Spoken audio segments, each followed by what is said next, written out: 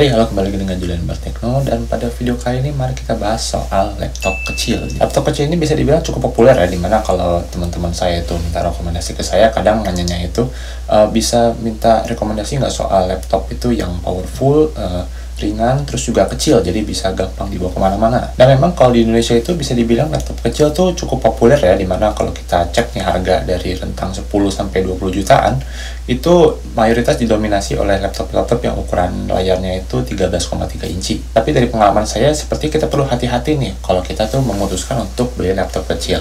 Nah, apa saja yang perlu diperhatikan? Yang pertama adalah, karena layarnya itu kecil, ruang untuk multitaskingnya itu jadi sangat-sangat terbatas. Mungkin kalau dibayangkan kita itu, kalau kita pakai laptop Windows yang kecil gitu misalnya, ya kan semuanya tetap kelihatan ya, jadi semuanya lebih kecil aja. Ya memang betul, tapi dari pabriknya biasanya itu Windows itu sudah punya yang namanya scaling, dimana kalau kita pakai laptop kecil, nanti scale-nya tuh otomatis naik misalnya jadi 150%, dimana hasilnya icon-icon lalu window itu nampak lebih besar ya, huruf-hurufnya juga tampak lebih besar. Karena kalau terlalu kecil juga nggak enak di mata ya, terlalu kecil icon-icon lalu teksnya, sehingga lama-lama tuh mata jadi sakit. Nah, tapi kalau dengan ukuran icon dan window dan teks yang lebih besar tadi, artinya ruang kerja kita juga semakin terbatas. Apalagi kalau kita pakai operating system Windows ya, dimana yang namanya taskbar lalu start menu yang di bawah itu sudah makan ruang vertikal cukup banyak ya. Apalagi kalau layarnya kecil ya semakin termakan lagi. Jadi solusinya bagaimana? Kalau menurut saya sih, kalaupun Anda benar-benar perlu untuk beli laptop kecil, coba cari yang aspek rasionya itu enggak 16:9. 16:9 itu kebanyakan laptop Windows sekarang 16:9. Kita cari yang aspek rasionya lebih tinggi sedikit, misalnya 16:10 seperti yang ada di kebanyakan MacBook Air yang 13 inci, atau misalnya di Chromebook saya ini dia 16:10 ya, jadi vertikal 10.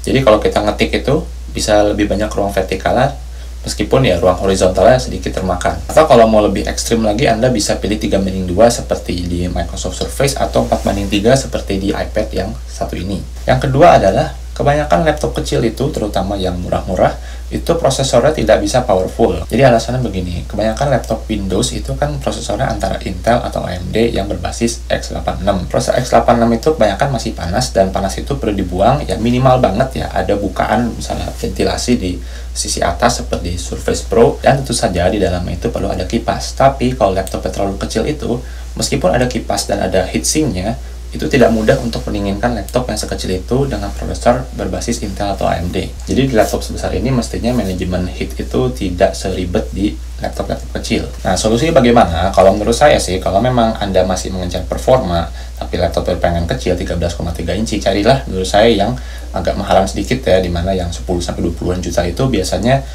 sistem pendinginannya itu, meskipun laptopnya kecil, sistem pendinginannya lebih bagus ya, seperti di HP Envy atau di Dell Vostro atau di Lenovo yang Yoga. Itu sistem pendinginannya menurut saya cukup baik ya, meskipun ukurannya itu kecil dan beberapa layarnya masih 13,3 inci. Atau Anda juga bisa cari komputer yang berbasis ARM seperti MacBook Air atau iPad yang seperti ini, atau Chromebook. Beberapa model Chromebook ada berbasis ARM, di mana ARM itu meskipun performanya ya bisa dibilang relatif tinggi, dia juga masih relatif adem, jadi tidak perlu kipas sama sekali. Lalu yang ketiga adalah soal ergonomi keyboard dan trackpad. Jadi begini, saya tuh ada laptop yang saya suka banget sebenarnya, saya beli tahun 2020, yaitu HP Envy X360, di mana layarnya itu 13,3 inci, dan secara performa saya sebenarnya cukup puas ya, 16 GB RAM, lalu keyboardnya juga cukup enak. Tapi masalahnya di sini adalah armrestnya itu terlalu kecil. Jadi saya kalau mengetik itu sepertinya bagian sisi sini dari tangan saya itu seperti tertekan, dimana saya itu perlu penyesuaian sampai sekitar 1 bulan baru terasa enak.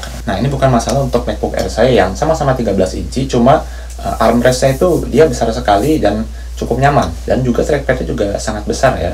Dan kalau Anda tertarik untuk beli laptop yang ukurannya 10 inci atau 11 inci, nah itu siap-siap ada kompromi juga di sisi keyboard ya, dimana misalnya Chromebook satu ini, dia menurut saya keyboardnya itu ya cukup enak, cuma agak harus tangannya itu sedikit harus rapat ya dibanding biasanya. Begitu juga kalau Anda memutuskan untuk beli keyboard untuk iPad. Nah, menurut saya Anda sebaiknya coba-coba dulu deh, mungkin di toko atau di tempat lain Anda tuh bisa coba keyboardnya dulu, cek apakah nyaman untuk Anda. Jadi apakah laptop kecil itu bisa direkomendasikan oleh saya? Kalau menurut saya sih laptop kecil itu ada tempatnya ya. Misalnya Anda itu butuh laptop cuma untuk sketching, misalnya Anda pakai Surface lalu gambar-gambar di layarnya, atau mungkin komputer yang Anda pilih adalah model iPad, dan Anda adalah seorang ilustrator yang banyak menggambar, atau kalau Anda itu seorang engineer dan Anda tuh punya desktop yang powerful, tapi Anda sesekali butuh presentasi kemana-mana, ya Anda bisa pakai laptop yang kecil itu sebagai alat untuk presentasi. Tapi buat Anda yang mungkin hanya bisa beli laptop satu aja,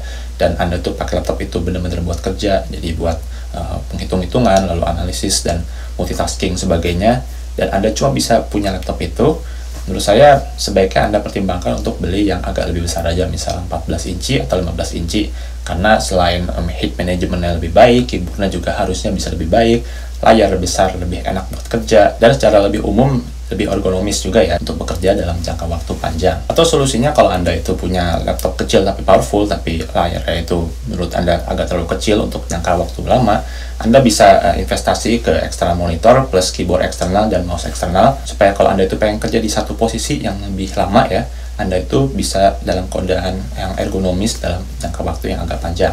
Oke, demikian aja video singkat dari saya. Mudah-mudahan bermanfaat. Silahkan like video ini jika dirasa bermanfaat. Subscribe jika tidak ingin ketinggalan konten dari Martek lainnya. Saya Jul, terima kasih telah menonton.